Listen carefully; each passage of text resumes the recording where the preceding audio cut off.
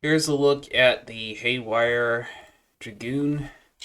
You basically get this guy from a pack, and a lot of people have spent like over $200 in order to get this guy. Guys, he's really not worth that much. To be honest, you'd be better off picking someone better, or I should say more solid if you're doing PvP, like Ratbeard, or like Temujin or someone like that. In PvE, definitely someone with a gap closer like Goranando, Peter Quint, or if y'all want to buy someone, like during Christmas season, I highly recommend this guy right here, the Spirit of Receiving, because he also comes with a gap closer and some great chains. So this guy's outclassed by some companions that are much, much easier to get. That do basically the same thing he does, much better for the most part.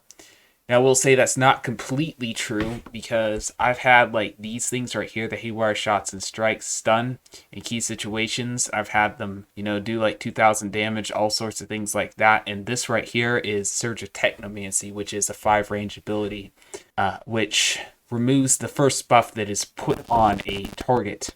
So let's just say the target is applied a 3-turn buff, like one of those 100% ones, and then like a 10-turn buff. Then it would remove the 3-turn buff because that was put on first. That's an example of how it would work there.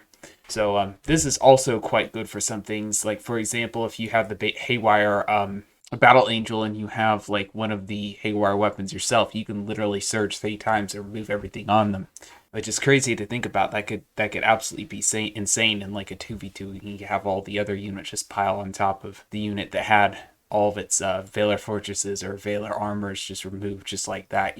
So definitely some use in there. This guy is fairly tanky. Here's a look at his stats. Not bad at all, by the way. These are the talents you want to give, and these are the epic abilities.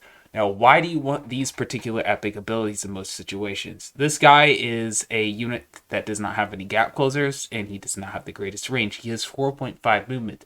So in most situations when you'd be using this guy, he would be a good Vengeance 3 Buccaneer. Now, if you absolutely know you're going to be facing mostly ranged units, then go for the Blade Storm Rank 3 instead of the Vengeance Strike 3, but I mean, that's so rare with this guy.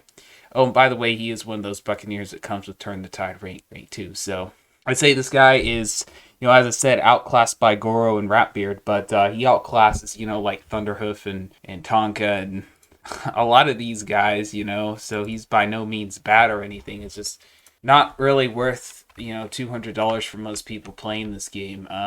Unless you're a companion collector like me, then, whatever you do to have fun, That's what I got to say about that. And he does look pretty cool. I mean, probably the best classes to get this guy on would be, like Swashbuckler, I'd say. Yeah, I think Swashbuckler, to be honest. Swashbuckler or maybe Privateer. Those are the 2 classes.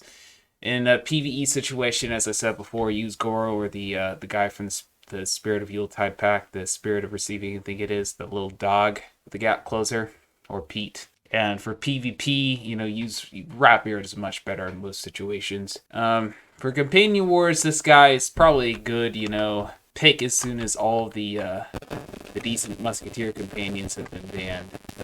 After that, this guy does become quite OP. So that is the Haywire Battle Angel, y'all. And I hope to see y'all in another video.